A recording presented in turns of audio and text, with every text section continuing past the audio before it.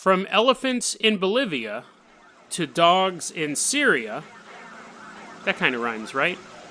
This is Dead Rabbit Radio.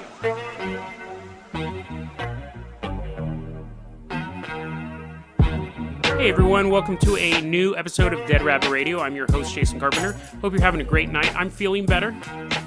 My sinus infection, I think I'm on the downside of it. I'm still having some tooth pain, some pressure pain, but I'm just still taking my antibiotics.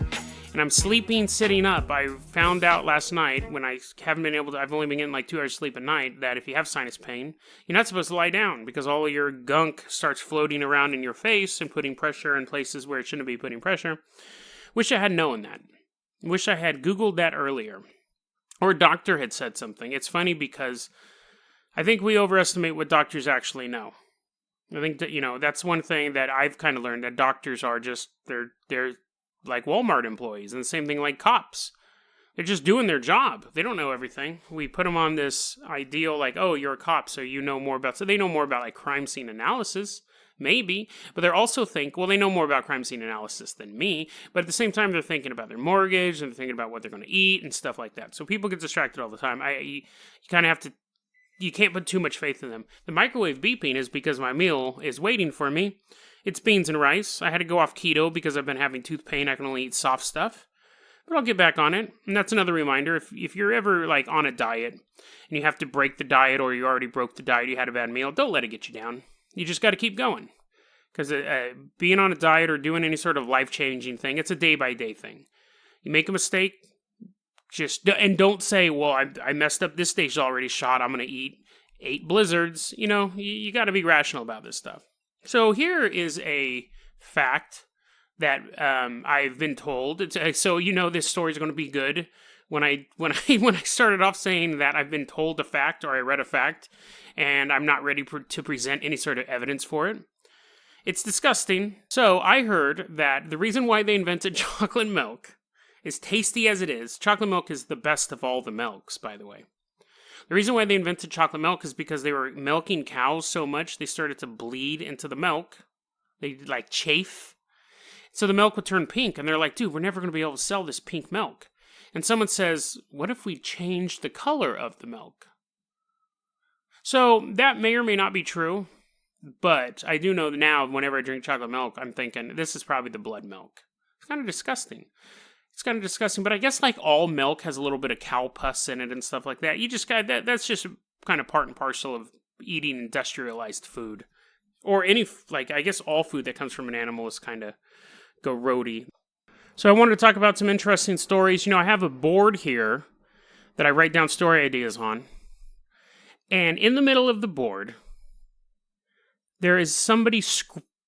Well, I'm assuming it's me because I live by myself, but I have everything's written out really well, and in the middle of it, in barely legible writing, it either says dreams, organ, or dragon. I can't really tell. It's a little concerning because I'm the only person in here, and none of those are any topics I was even thinking about talking about. I already covered dreams in an earlier episode. So why would I have written that? I must have written it in the middle of the night, in the dark, with my left hand, because I just can't make heads or tails of it. That's kind of creeping me out. One of the side effects of doing like a paranormal podcast or a conspiracy podcast is you have to make sure that you don't get too spooked out yourself. I was talking the last episode, about doing true crime, and it's kind of depressing. It's the same thing with paranormal stuff. I love watching horror movies. I have not been able to bring myself to watch it at all. And it's funny because I'm not even scared of clowns. That trailer just looks so creepy, looks so spooky. And I'm always kind of looking over my shoulder anyway. So, when you're doing a podcast where you're talking about ghosts and these like shadowy groups and stuff like that, or weird science, it does kind of put you on edge. So you always kind of got to find a balancing act for that. At the time of this recording, or a little bit earlier, but we got the good news. The world got the good news, and that was that those 12 young boys and the coach in Thailand were rescued from the caves. And, that was one of those stories that you're like, oh man, this could turn out really, really bad. I kind of ignored the story for a while. It wasn't until, I was kind of aware of it in the periphery, but it wasn't something that I was really focused on. And then once they discovered him, I was like, oh, that's cool, and kind of got more into the idea of how they were going to rescue him. And at first, they were like, they might be down there for 4 months, and they were talking about bringing them supplies and all that stuff, and it was just insane, because, it was pitch dark down there. They were down there for 10 days. I was talking to my friend. She was saying, well, I remember we were talking, and she goes, they might have had food with them. And I go, they just came from a baseball game or a soccer game, football game. And she goes, yeah, but maybe they had food. I'm like, yeah, maybe a couple granola bars. I don't think that these 10 kids brought enough food for 10 days, let alone one day. I mean, what kid, other than like the chubbiest kid on the soccer team, who's the water boy, basically, who brought like 8 Snickers with him? That's not going to happen. Do they even have Snickers in Thailand? I'm sure they do. But anyways, I'm sure like maybe they each had a belly full of Chuck E. Cheese pizza and a granola bar each. And then they're stuck there for 10 days. It's insane. Luckily, they had water, though. Maybe they were eating bats. I don't know. We'll find out more. But it's great that they came out because there's a story that I wanted to do. And I didn't do it at first. And then once that happened, I was like, man, I can't talk about this because it's in bad taste. But now that everyone's safe, everyone's out, I think it is time to broach this subject. My friend Lana can attest. She came over to my apartment the other day and she saw this story written up on my whiteboard. She goes, why is that up there? So she can attest this actually happened before the Thailand thing. Anyways, here's my question. It's not really a story. It's more of an open-ended question. You're in a cave. And it could be any sort of situation where you're trapped. But let's keep it as a cave. You're walking through a cave. There's a cave in. So you're trapped in a chamber. You try to get out, like a boulder comes down. You are not able to move that boulder. You are trapped in that chamber by yourself. And unless somebody else rescues you, you're stuck there. So just for the sake of argument, let's say that there is a team on the other side of the boulder. They locate you, or they were already there when you were out. You guys are all just kind of chilling in the cave, doing cave stuff. And, I don't know what you would do in a cave. I've never gotten the whole spelunking thing. I've never actually even got, like, diving. Like, you go down and you see stuff and then you come up and I don't get it. I don't get what the point is. Like, oh, yeah, I saw, like, a blue fish and coral and that was worth $80. Or I don't even know how much scuba diving costs. But anyways, so you're in this cave system. A boulder comes down. You're trapped. And the people on the other side of the boulder are like, we can get you out in 3 days. Or we'll get you, but we will get you out eventually. You're trapped in this dark chamber. You're all alone. How long do you think it will be before you start to masturbate? That's a legitimate question. I think if you know that you're going to, you can't facilitate your own escape. The people on the other side can help you get out, but you're stuck. At what point do you go, I'm going to be here for 3 days? At what point do you start masturbating? I think once the panic of the situation ends and you realize you're going to get rescued, I'd say the average person, maybe an hour, half hour. I mean, what else are you going to do in a dark cave, trapped by yourself?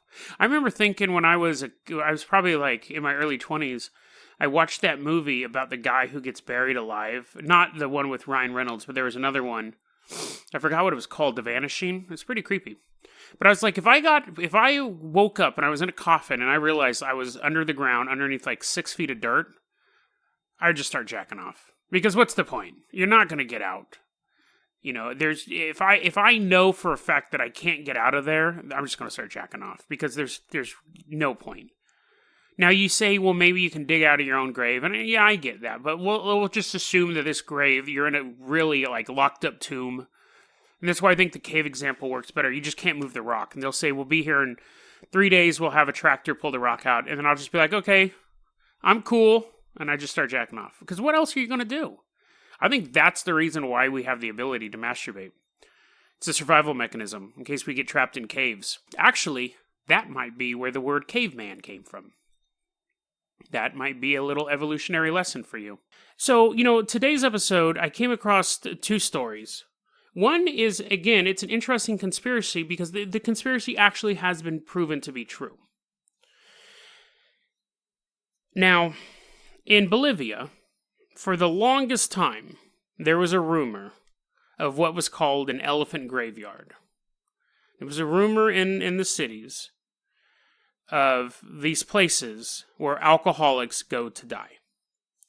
So how it's set up is you've lost your family, you've lost your job, you're homeless, and you're like, I just want to end it. And I want to end it doing what I love most, drinking.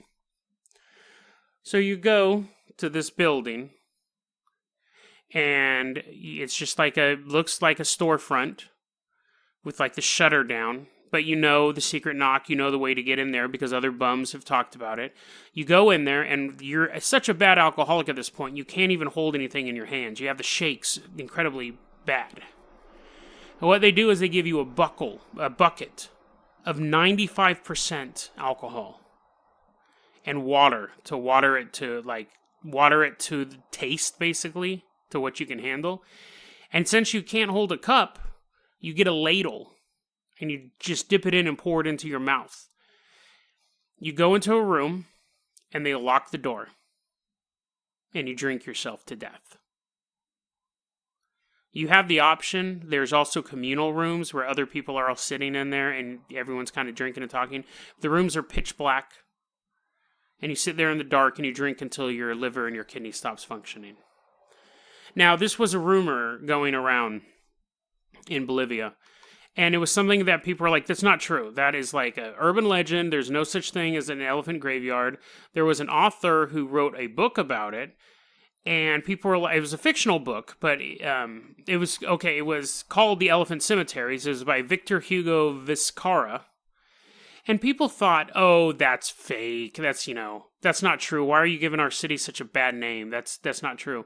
And eventually in 2014, did a report on it and had footage of the actual elephant graveyards, of the people doing this. And at that point, the police, because for the longest time, the story was getting covered up and people were denying that it existed.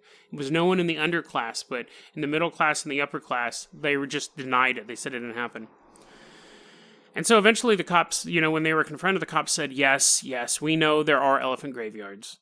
And we have a special team dedicated to shutting them down, and we've been doing this for a while. It's just not something that we thought that everyone needed to know about. Talk about a subculture. It is a place where it's a subculture for alcoholics, like hardcore alcoholics, when you have nothing, and you're ready to kill yourself drinking.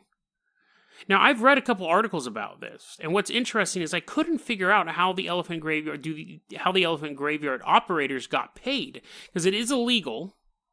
And what would happen is they would shut one down, the cops would shut one down, and another one would pop up in the city. So, did they do it as some sort of humanitarian thing? And that was a thing in the article. They were saying that the police don't not saying this on the record, but basically they go, listen, these people are homeless and they're going to die anyways. They can die on the street and be a problem, or they can go and die in a room. I mean, it's just they don't have their families abandon them. Their jobs abandon them, they have nothing. They're going to die anyways. So that's kind of like they shut down the elephant graveyards, but at the same time, they're like, these places, they do serve some sort of purpose, as cruel as it is. Hitting rock bottom is rough. But hitting, basically to hit rock bottom and say, yeah, I'm just going to keep on going. That's insane. And the elephant graveyards, too, like I said, they lock you in the dark room with the alcohol. If you knock on the door, they let you out. It's not like some Saw torture room where they're like, have a funnel in your mouth and you have to drink all of that in 30 seconds or your bomb and your stomach's going to blow up. It's nothing like that. They'll let you out, but then you're back and you're homeless again. So, yeah, crazy, and you wonder that this story was covered up for the longest time and everyone denied it. You wonder what other subcultures are out there. What other bizarro subculture groups are out there that are operating that some people know about and law enforcement may or may not know about, but the majority of society doesn't know about it, or if they do hear whispers about it, they completely disregard it. And I'm not saying stuff like reptilians taking over the planet, but just like real conspiracy theories, real groups, real subcultures that are just kind of floating around. And again, that's always fascinating to me. We're going to do a couple more stories, not today, but I have a couple more subcultures I want to talk about that are, they're just happening right next to us. Right, it's weird. The other story I wanted to talk about today happened in Syria. And I thought this story was pretty cool. So yeah, that's the thing. Elephant graveyards, it's just a crazy subculture that's out there. Imagine going into a pitch black room. Imagine being such a slave to your addiction. You walk into a pitch black room with a bucket of alcohol and some water. You pour it in a ladle and you drink yourself to death. Now, here's my question to you. I know we don't want to imagine ourselves in those type of situations, but let's say that you are at rock bottom with your addiction and you go to an elephant graveyard. You knock on the door. They let you in. This is the end for you. You've said goodbye to your family. They're not really talking to you, but you leave them a letter. You walk in there, your hands shaking. They give you the bucket. They give you the ladle. You go into the pitch black room and they lock that door. How long do you think it would be before you started masturbating? Because, again, I think it would be very quick for me. I think it would be about 5 minutes because, sure, now I have something to do. As opposed to the cave, I had nothing to do.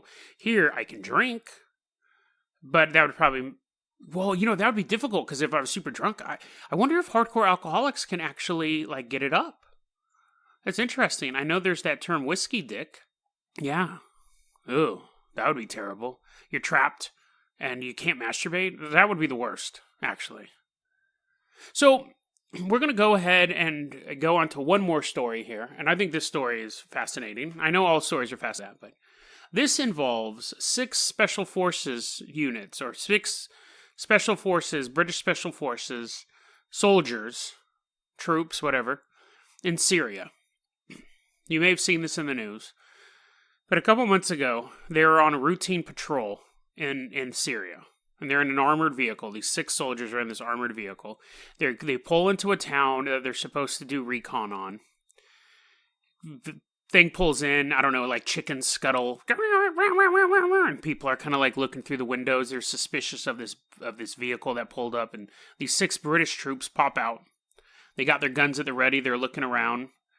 They see I imagine a Western town. There's a guy tips his hat and they show the mortician, he's measuring out the coffins for them.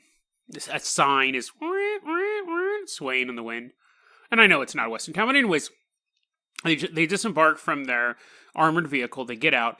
They have just started to kind of swoop the town, and all of a sudden, within basically they're just gunfire comes at them from all angles.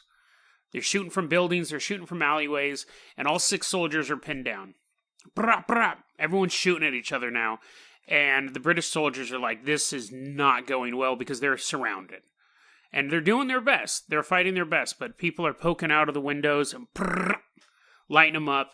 Bullets are just flying right past them, hitting the armored vehicle that's next to them. They're trying to regroup. They can't. They try to move away from the vehicle. They can't. They try to get into the vehicle. They can't. They're stuck. They're pinned down. And one of the soldiers looks and he sees a fighter in a building shooting, and he sees 2 more soldiers in that same building. They're just pinned down. There's no hope. Now, one of the soldiers, he looks and he sees one of the gunmen shooting, peeking out from behind the window. Bop, bop, bop, bop, bop, bop, bop, bop, bop. Door to that house is open. He knows if he can get in that house, they can at least secure that building, give themselves a little bit of a security. They can start working their way out of the circle of fire that they're in. Now, this soldier doesn't just have his rifle with him. He has a dog. And he looks down at the dog, and he gives the order to enter that house. And the dog just takes off into that house. And that's when the soldiers start hearing a man screaming. Now the soldiers are getting a little bit more coverage. They got one area of that circle of fire taken out. The dog then runs out of the house, takes out 2 more Jihadi soldiers, just mauls them. And then the other 6, it turns out they were being surrounded by about 9 soldiers. The other 6 now, they're overpowered. It's 6 on 6 now. But the British soldiers, these special forces, they're better trained, they retreat. The jihadis retreat. The soldiers then begin to recon the area, secure the area, they're safe.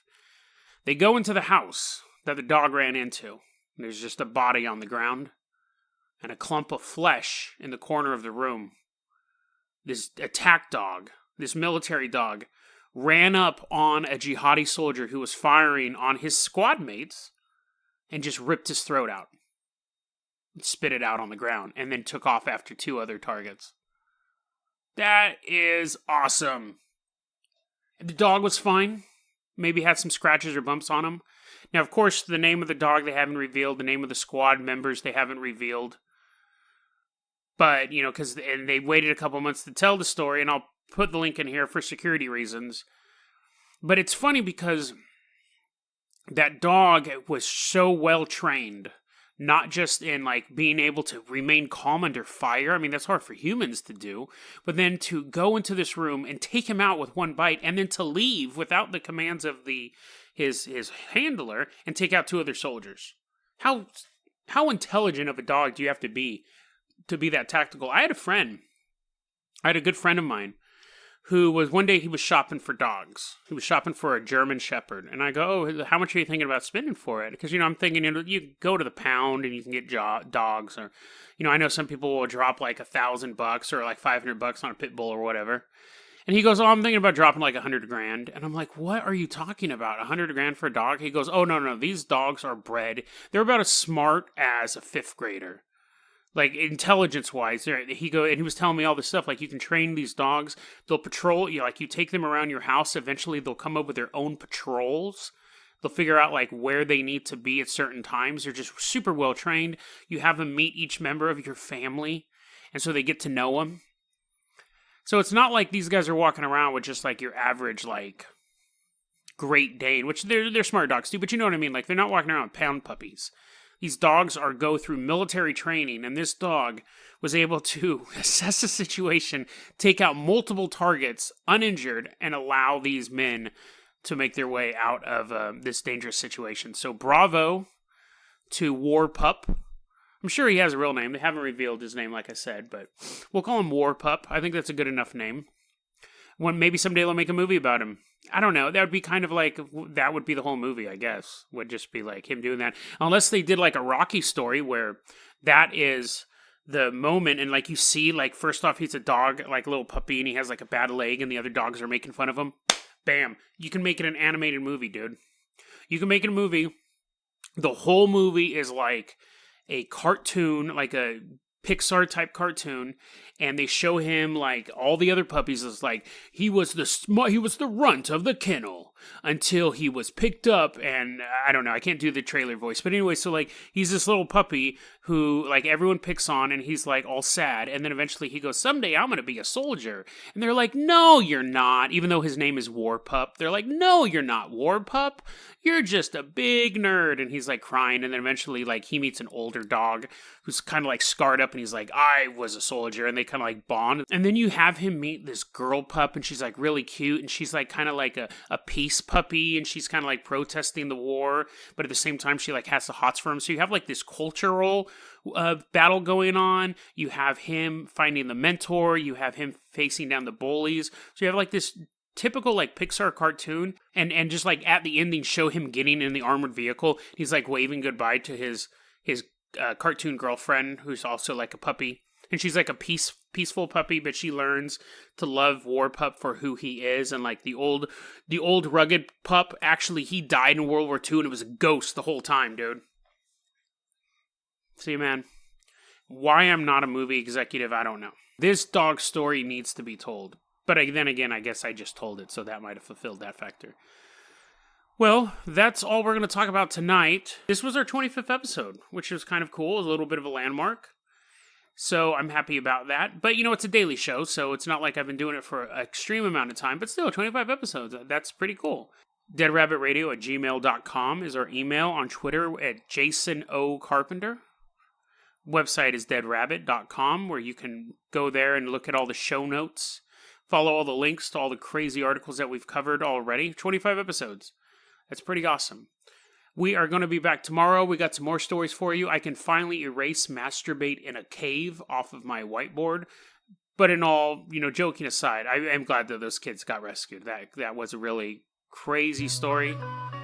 And hopefully people stay out of those caves for a while, especially during the rainy season. You stay out of those caves too, because if there's a cave in, you're going to have to be faced. How long will it take for you to start masturbating? The eternal question that will never be answered, but we try on Dead Rabbit Radio.